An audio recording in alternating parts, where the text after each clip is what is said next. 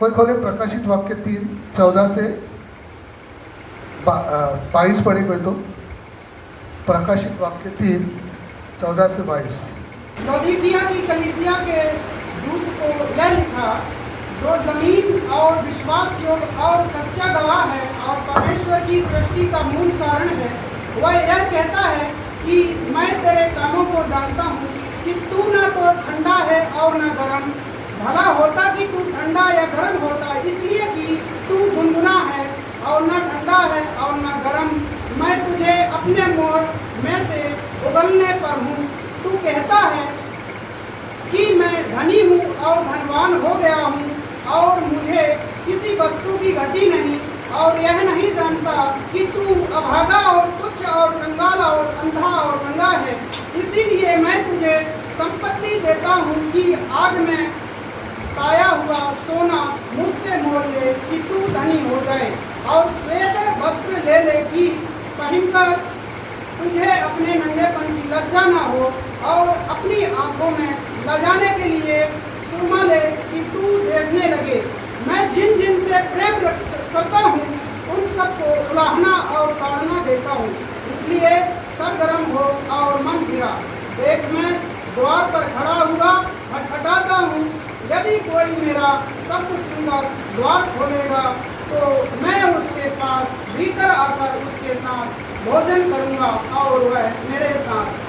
जो जय पाए मैं उसे अपने साथ अपने सिंहासन पर बैठाऊंगा, जैसे मैं भी जय पाकर अपने पिता के साथ उसके सिंहासन पर बैठ गया।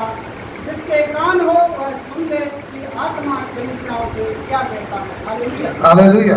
तो ये जो वाक्य हमने पढ़ा, ये जो वचन हमने पढ़ा, ये वचन लिखी यूहन्ना जो यीशु का चेला था, जब उसको दर्शन मिला स्वर्ग का, दर्शन मिला स्वर्ग का, जब दर्शन मिला तो परमेश्वर का लिख ले जो मैं तुझे दिखा रहा हूँ। तो जब कलीसिया परमेश्वर ने उस प्रकाशिता के 7 कलीसिया से बात की, उसमें से एक कलीसिया थी लौदीकिया कलीसिया। कौन सी कलीसिया?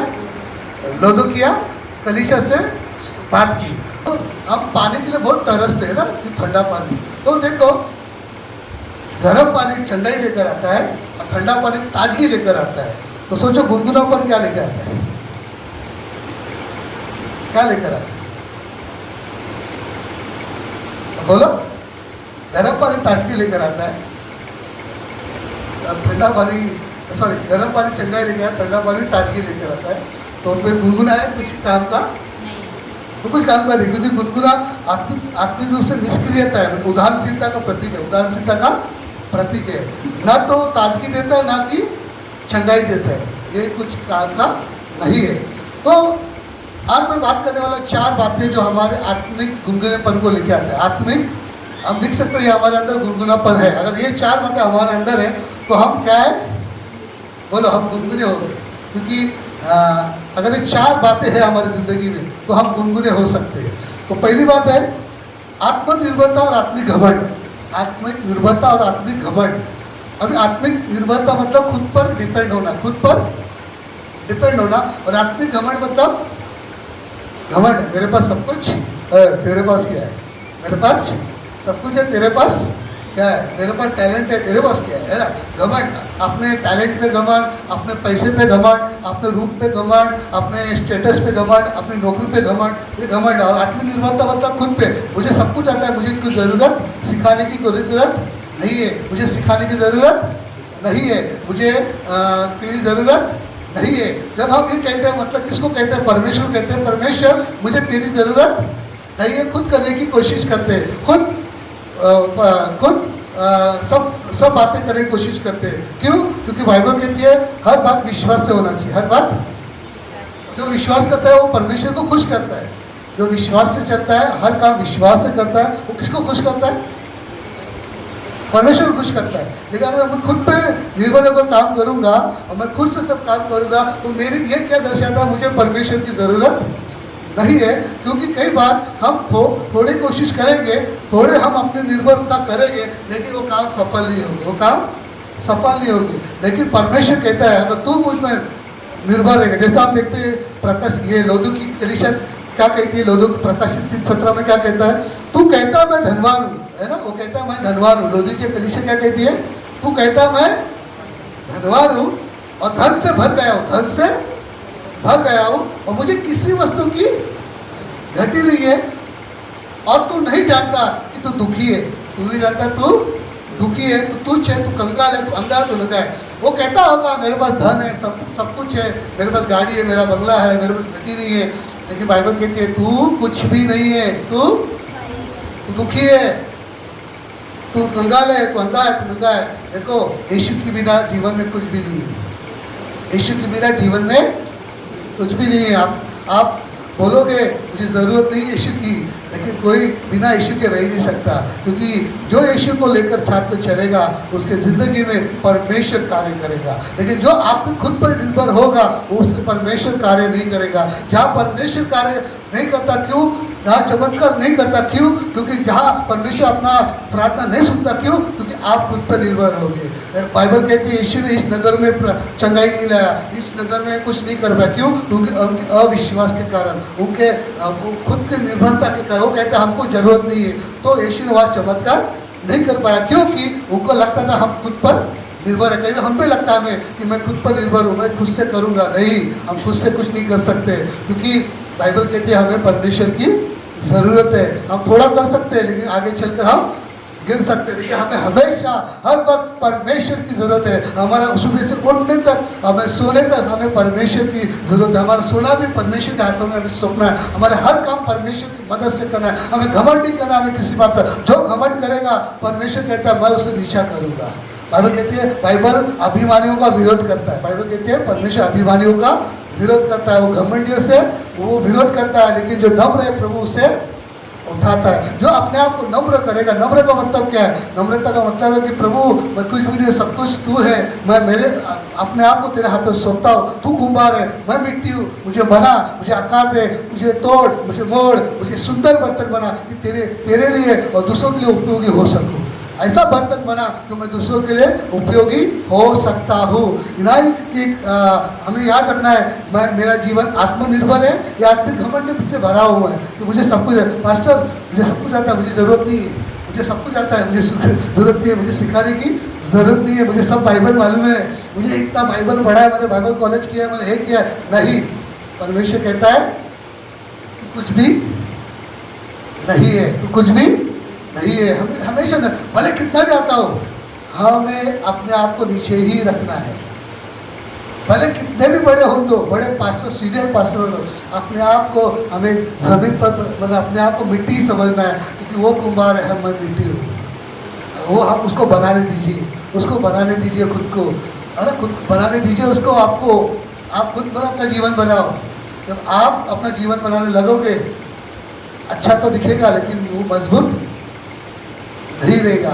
जब भी मैं चाहता हूँ, मैं ये वचन को जब पढ़ा, जब मैं इसको मनन करा था, तो मैं भी प्रभु के सामने अपने आप को नम्र किया, अपने आप को मैंने दीनता में लेकर आया। प्रभु मैं कुछ भी नहीं, सब कुछ तू है। तो बाइबल कहती है यिर्मयाह 17:7 पे, धन्य वो पुरुष जो यहोवा पर भरोसा रखता है। यिर्मयाह 17:7 में लिखा है, धन्य वो पुरुष जो यहोवा पर भरोसा रखता है, जिसने परमेश्वर को अपना आधार माना है, जिसने परमेश्वर को अपना आधार माना है।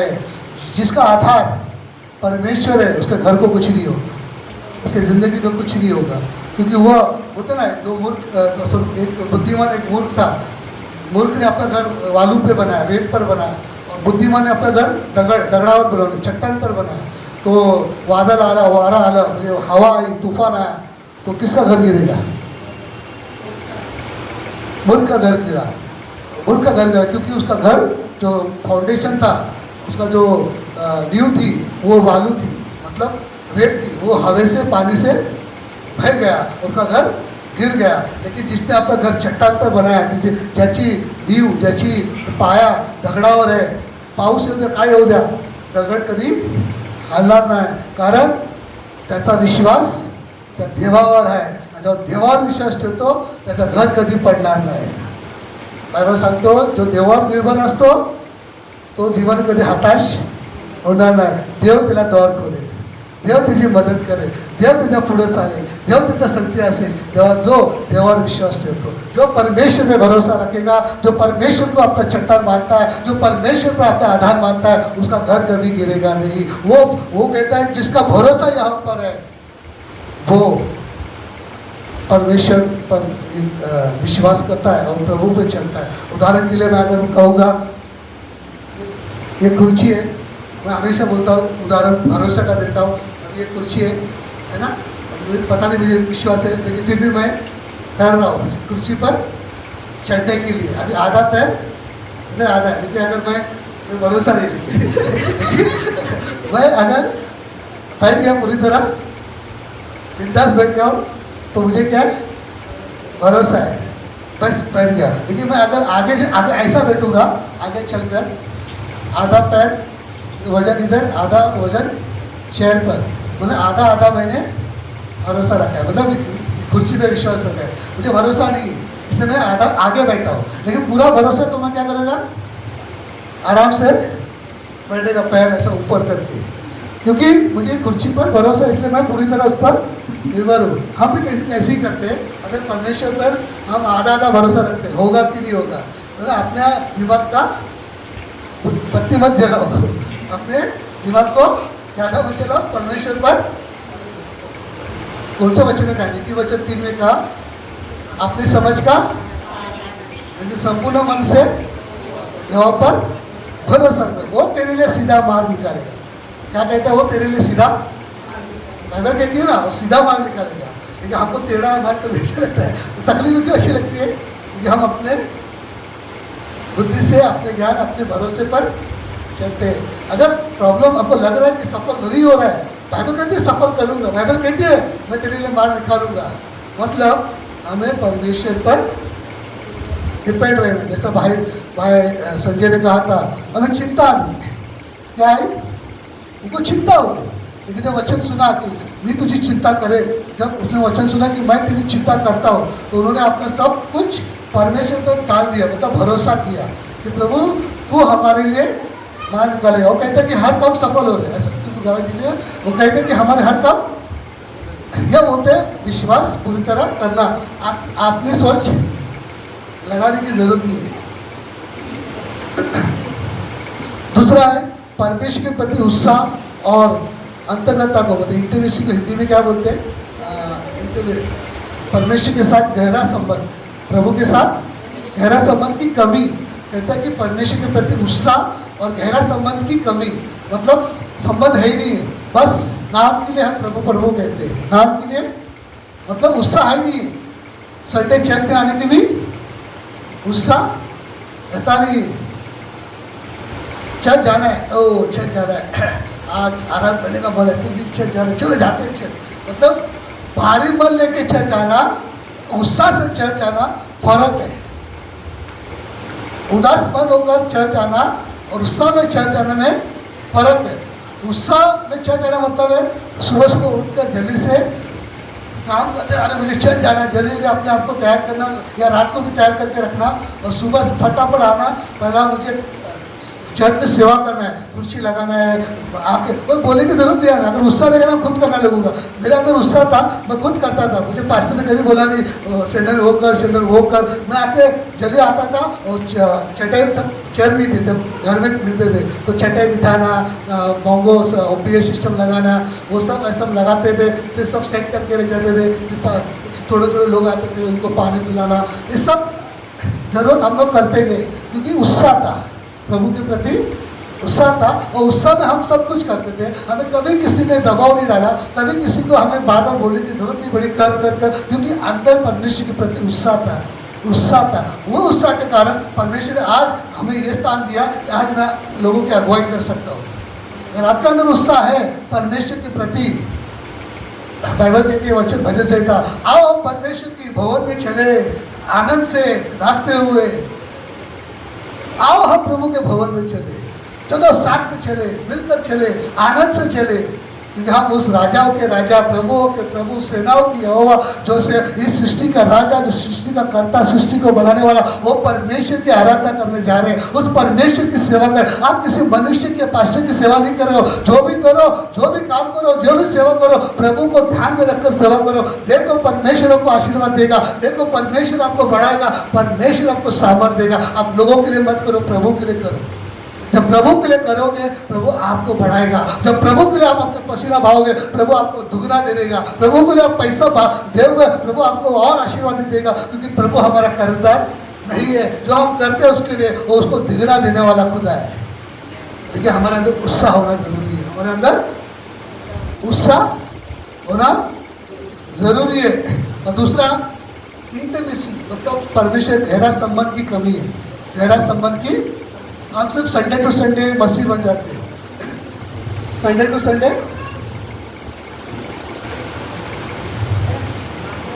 मसीह बन जाते हैं, मतलब संडे को बाइबल खुलता है, बाकी कभी दिन बाइबल खुलती नहीं है। या संडे को घुटने देखते हो, बाकी कभी नहीं घुटने देखते नहीं। देखिए बाइबल कहती है हमें हर रोज प्रार्थना करनी है, प्रभु के सामने आना है, एकांत में आना है। किसमें आना है?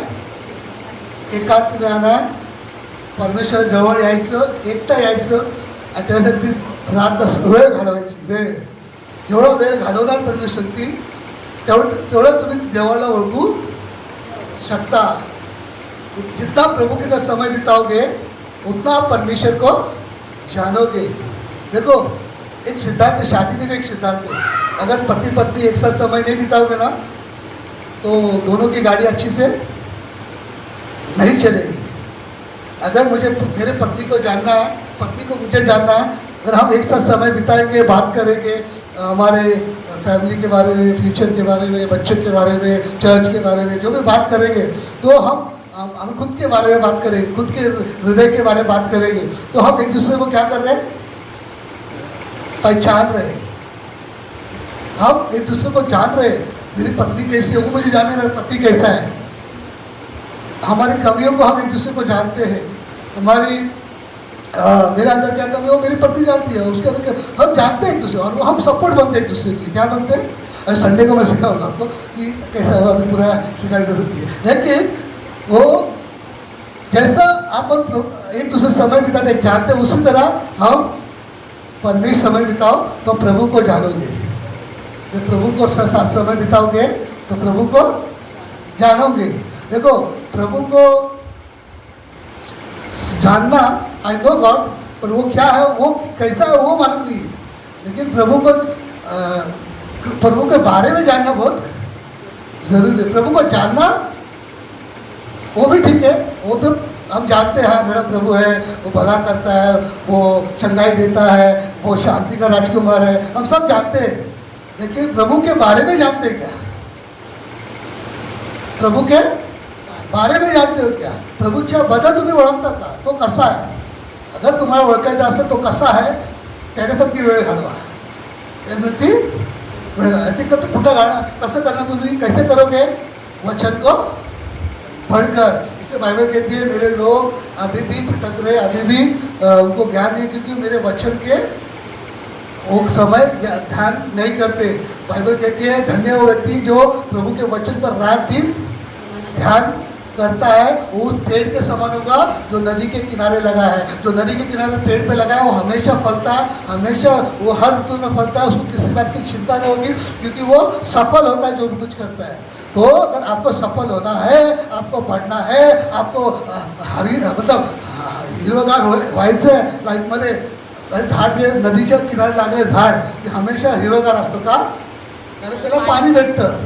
तसंच आपल्या जीवनात अगर देवासंगती वेळ घालवलं, वचन वाटलं, आपका जीवन भी एकदम हरा भरा हो जाएगा। इसलिए मायूसी नहीं रहेगी चेहरे पे, है ना? मनात चेहऱ्यावर आनंद बघायचा है, चेहरे पे आनंद देखना है हमेशा। वो मिस्टर बीन ऐसे होते ना, वो ऐसे हमेशा करता है। लेकिन अगर हंसी, अच्छी हंसी चाहिए चेहरे पे, आनंद चाहिए, प्रभु के समय बिताओ। मूसा 40 दिन 40 रात तक परमेश्वर के चरणों में बैठा था। जब वो आया उसके चेहरे से क्या निकल रही थी? क्या निकल रही थी?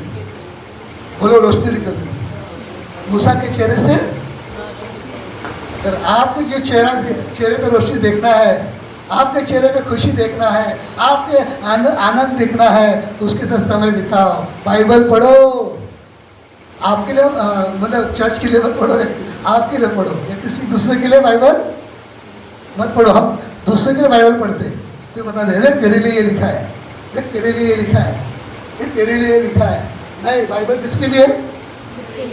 मेरे लिए, मेरे व्यक्तिगत जीवन के लिए, मेरे व्यक्तिगत बढ़ोतरी के लिए, ये व्यक्तिगत आत्मिक बढ़ोतरी है। अगर मैं शरीर के लिए खाना खाता हूँ लेकिन मेरे आत्मा के लिए खाना नहीं दूंगा तो कैसा होगा? मेरे आत्मा जीवन है, एक शरीर का भी जीवन है। शरीर के लिए मैं रोटी चावल दाल जो खाता हूँ क्योंकि ताकत आती है, लेकिन आत्मा के लिए मैं क्या वचन खा रहा हूँ? बाइबल कहती है मनुष्य को रोटी से नहीं लेकिन उसके मुख से वचन है, उससे जीवित रहेगा। अगर आपको जीवित रहना आत्मिक रूप से, आपको इसको पढ़ना जरूरी है, उसको समय बिताना जरूरी है, उसको समझना जरूरी है। इसलिए अगर आपको समझोगे तभी फलवंत होगे, जब समझोगे तब फल लाओगे, नहीं समझोगे तो कुछ नहीं होगा।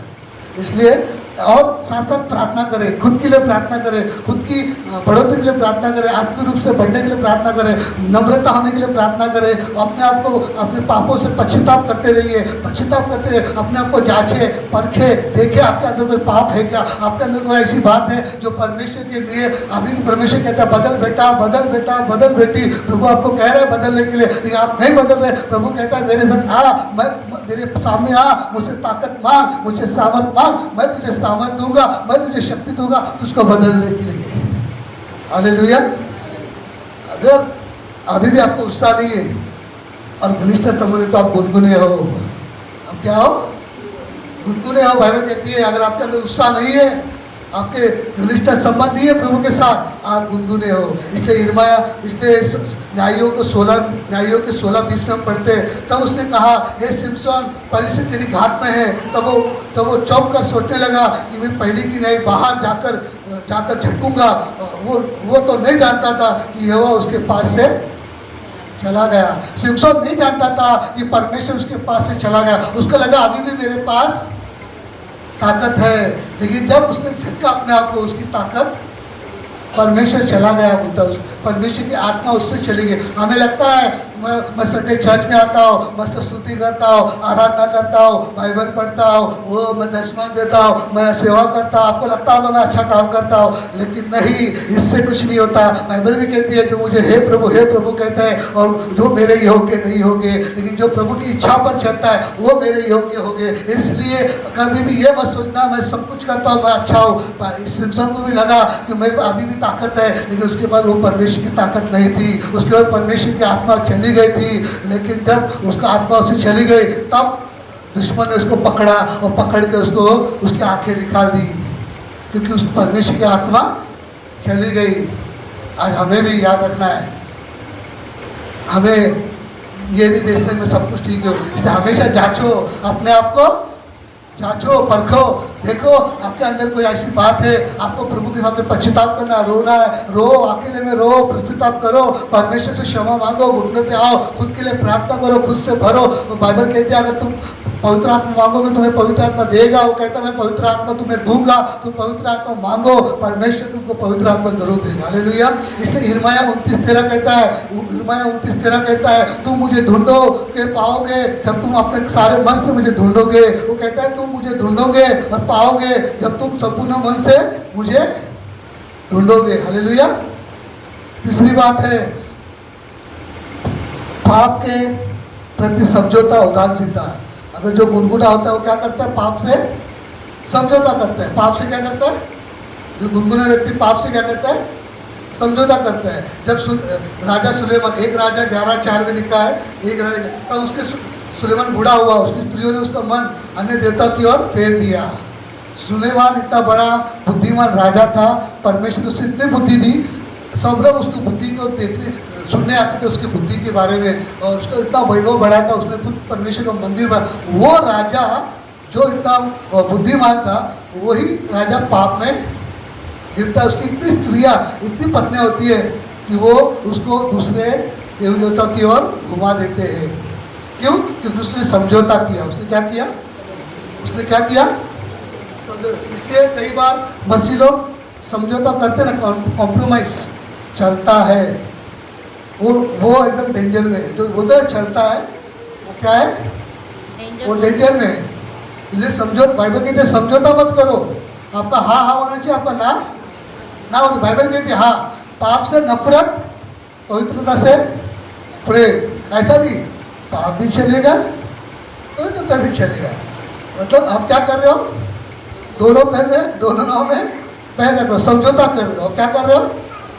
हाँ, देखो याद रखो, देखो हमेशा याद रखो, ऊपर बाप आसमान से देखता, नीचे प्यार से।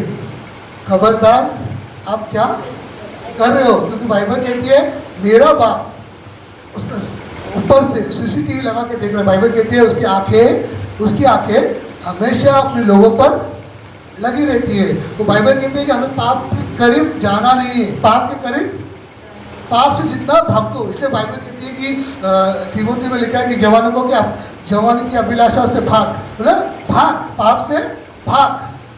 अभी जब यूसुफ को पोतीफर की पत्नी ने उसको रिश्ता, गलत रिश्ता रखने के लिए कोशिश किया, तो क्या यूसुफ पास में गया? नहीं, वो बोलता कपड़ा छोड़कर वहां से भागा। लूत ने गलती किया, लूत जो अब्राहम का भतीजा था, उसने क्या किया, उसने जब जगह देखा, अब्राहम ने कहा देख सारे तेरे सामने जमीन है, तू अगर उत्तर जाएगा तो मैं दक्षिण जाऊंगा, तू अगर पश्चिम जाएगा तो मैं पूर्व जाऊंगा, तू चुन जो जगह चाहिए। तो लूत ने क्या जगह ढूंढा, सदम और अमोरा के बाजू में हरियाली देखा, वहां जगह जाकर वो रहेगा। कहाँ रहेगा जाकर? सदम और अमोरा के बाजू में रहा। तो क्या हुआ, वही सदम अमोरा को परमेश्वर ने गंधक से, आग और गंधक से नष्ट किया। उसके कारण क्या हुआ, उसकी पत्नी भी नमक का खंभा बन गई। उसके जो जावई होते ना, क्या बोलते उसको, जमाई, जमाई भी वहाँ गंधक और आग में मर गए। खाली लूत और उसके 2 बेटियां बच गए। क्यों? क्योंकि उसने पाप से समझौता किया, वो पाप के करीब रहा। उसको क्या करना चाहता, उसको प्रभु को पूछना चाहता, प्रभु तू मुझे जगह दिखा। अब्राहम ने ऐसे किया, अब्राहम को वो परमेश्वर से पूछा, प्रभु तू बता क्या करूं। प्रभु ने बताया तुझे कनान देश मैंने चुना है, तेरे द्वारा राष्ट्र का, अब बाइबल कहती है अब्राहम के द्वारा राष्ट्र का निर्माण हुआ। आज वो इजराइल देश कहलाता है। जो प्रभु के साथ समय बिताएगा वो पाप से दूर रहेगा। जो प्रभु के साथ घनिष्ठ संबंध बनाएगा वो पाप से दूर रहेगा। जो प्रभु के समय नहीं बिताएगा, बाइबल नहीं पढ़ेगा, वचन नहीं पढ़ेगा, तो कहाँ जाएगा? पाप के करीब जाएगा। और वो समझौता करेगा क्योंकि उसके अंदर परमेश्वर का भय है नहीं, उसको वचन के ज्ञान है नहीं है, उसको परमेश्वर क्या बोले उसको मालूम ही नहीं है। तब वो मालूम ही नहीं है तो क्या करेगा, वो पाप से। इसलिए मैं कहता हूँ भाइयों बहनों, ही वेळ लय खराब आहे, ही वेळ येणारा वेळ लय खराब असेल. स्वतःला जपा, स्वतःला बुद्धिमान व्हा प्रभूच्या वचनामध्ये, प्रभु के करीब आओ, प्रभु के वचन समय बिताओ, प्रार्थना करो खुद के लिए, क्योंकि आपके पास बहुत वासना है, बहुत प्रलोभन है, बहुत ऐसी लालच आएगी, बहुत ऐसी बातें आएगी आपको गिराने के लिए. लेकिन जो प्रभु के साथ अंत तक खड़ा रहेगा वही उद्धार पाएगा. जब यीशु मसीह आएगा वापस, वो क्या देखेगा, मेरी दुल्हन निष्कलंक है क्या, उसका तो कोई दाग दिएगा. परमेश्वर कहता है कि वो आपको ढूंढने आ रहा है, दुल्हन को लेने आ रहा है, और वो दुल्हन को अच्छा पाएगा तो साथ में देखिए हम उसकी दुल्हन है, हमारा दूल्हा आ रहा है, हमारा दूल्हा. इसलिए पाप से दूर रहो. उसकी मत्ती 6:24 में कहता है कोई 2 स्वामियों की सेवा नहीं कर सकता. मत्ती 6:24 में कहता है कोई 2 स्वामियों की सेवा. मैंने कहा पाप को भी करीब मत लेके आना और पवित्र करें. एक तो आपको पाप को ठुकराना है, मैं तो पवित्र तरह से दूर, वो आपके ऊपर है, निर्णय आपका है. लेकिन हमें कहाँ जाना है ज़्यादा करके, किसके पास जाना है, किसके पास जाना है, पवित्रता के पास जाना है. क्यों पवित्रता के पास जाना है, क्योंकि बाइबल कहती है, प्रकाशित वाक्य क्या है, पवित्र पवित्र पवित्र जो था, जो है और जो आने वाला है. हमारा परमेश्वर पवित्र है, हमारा परमेश्वर पवित्र है. हम एक दिन में पवित्र नहीं होंगे, लेकिन जितना करीब जाते रहेंगे, उसके करीब जाते रहेंगे, उसके समय बिताएंगे, उसके साथ प्रार्थना करेंगे, हम पवित्र होते जाएंगे. हम पवित्र, मैं ये नहीं कहता कि आप एक ही आज के दिन पवित्र नहीं. पवित्र होने के लिए प्रोसेस है, वो आपको सिर्फ समय बिताते जाना है, समय बिताते जाना है. प्रभु आपको सामर्थ देते रहेंगे. हालेलुया. फिर चौथी बात है आत्मिक फल या प्रभाव का अभाव मतलब कमी. आत्मिक फल की कमी और इन्फ्लुएंस मतलब प्रभाव ही नहीं है आपके अंदर, वो उसकी कमी है. कभी कभी हम अपनी जिंदगी में आत्मिक फल नहीं देखते, आत्मिक फल नहीं देखते। तो अभी भी बिल्ली की पूंछ पकड़ते थे ना, बिल्ली अपनी अपनी पूंछ के पीछे, उसको पता नहीं उसकी पूंछ है, लेकिन वो अपने पूंछ को पकड़ते पकड़ते उधर ही गोल घूमती है। हम मसीह जीवन में ऐसे हो जाते हैं, हम उधर ही 1 साल से 2 साल से 3 साल से 4 साल से 5 साल वही पीछे पे बैठे, वही पीछे बैठे, वही पीछे बैठकर हालेलुया, प्रेज द लॉर्ड, जय मसीह की। लेकिन परमेश्वर कहता है उठ और खड़ा हो, मैं तेरे लिए अद्भुत काम करेगा। उठ खड़ा हो और आज मैं तेरी जिंदगी में अद्भुत काम करेगा। अपने आप को तैयार कर, अपने आप को बोल, अपने आप को बोल, तो फल ला। अगर तेरे अंदर फल नहीं है तो मेरे अंदर कुछ तेरे का, इसलिए आत्मिक फल लेके आओ। आत्मिक फल क्या है? प्रेम, आनंद, धीरज, शांति, दयालु, संयम, भलाई, करुणा, ये आत्मिक फल आपके अंदर होना चाहिए। ये आत्मा फल कैसे आएगा? आप जब प्रभु के साथ समय बिताओगे, उसके वचन को पढ़ोगे, अपने आप को जांचोगे, अपने आप को क्या जांचोगे? क्या प्रभु ये फल मेरे अंदर है? मैं प्रेम के प्रति नफरत करता हूँ, मैं दया के प्रति दया नहीं करता हूँ, मैं संयम रखता हूँ कि नहीं अपने आप को, या हमेशा पाप में गिरता हूँ, मेरे अंदर संयम है कि नहीं?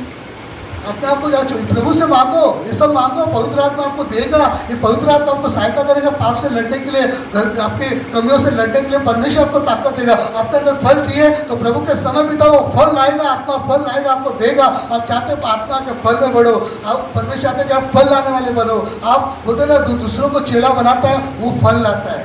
जो दूसरे को चेला बनाता है, भाई ने कहा, भाई नाम भूल गया आपका, नाम क्या आपका? जयराम ने कहा मैं लोगों के लिए, लोगों को प्रभु के बारे में बताता हूँ। वो फल है उनका, लोगों को प्रभु के बारे में बताना, वो लोगों के लिए प्रार्थना करते कि चंगाई के लिए। तो ये फल है हमारे। जितना हम लोगों को प्रभु के बारे में बताएंगे, वो उतना जब प्रभु के लोग प्रभु में आएंगे, ये हमारे फल है, ये हमारे फल है। क्योंकि आखिरकार हम धन तो लेके जाने वाले नहीं है। कोई धन लेके जाने वाला इधर, कोई बंगला लेके जाने वाला इधर, कोई अपना फ्लैट लेके जाने वाला है 2 BHK और 3 BHK 4 BHK कोई लेके नहीं जाने वाला है, या पैसा लेके जाने वाला।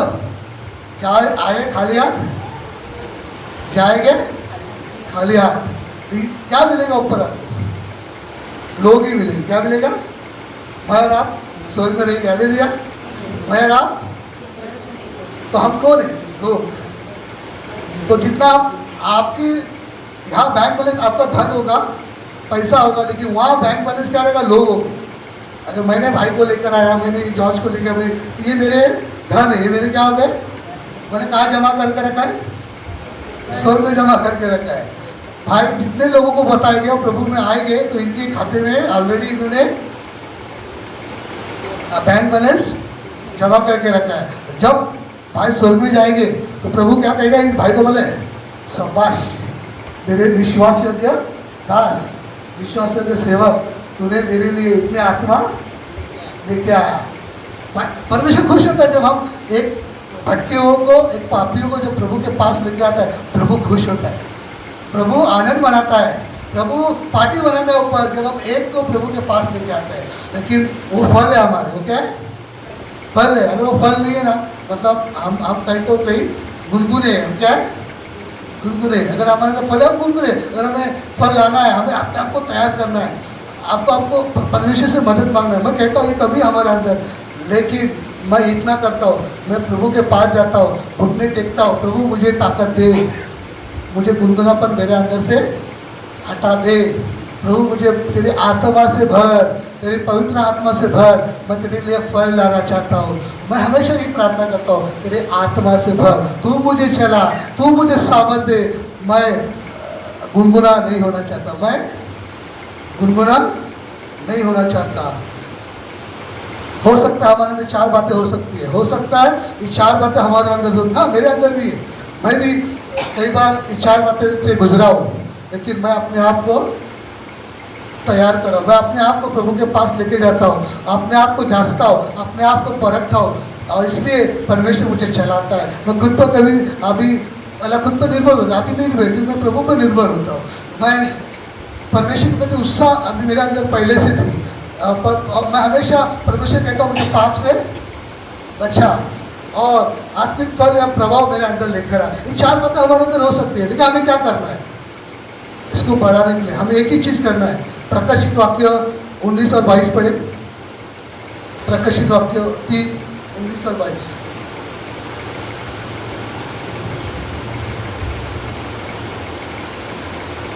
प्रभु का वचन कहता है, मैं जिन जिन से प्रेम करता हूँ उन सबको उड़ाना और ताड़ना देता हूँ। हाँ, बोलते मैं प्रेम करता हूँ तो उन्हें क्या देता हूँ? उड़ाना और ताड़ना देता है। ताड़ना मिलती है कभी कभी हमारी जिंदगी में, मतलब अच्छा है ताड़ना बहुत।